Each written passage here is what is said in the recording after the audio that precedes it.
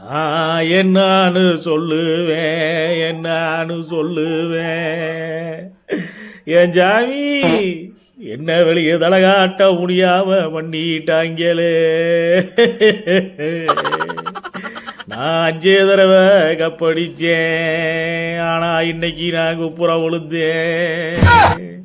இனி நான் social media பக்கம் எப்படி போவேன், காரி துப்பு வாங்கலே. ஆர்சிபி உதவாச்சு ஜெயிச்சிருச்சு, மும்பை இந்தியன்ஸ் உதவாச்சு ஜெயிச்சிருச்சுன்னு சொல்லும் போது வயிற்றுக்குள்ள கிரைண்டர் ஓடிச்சே ஓடிச்சே. கதவை சாத்து போன சுவிட்ச் ஆஃப் பண்ணு.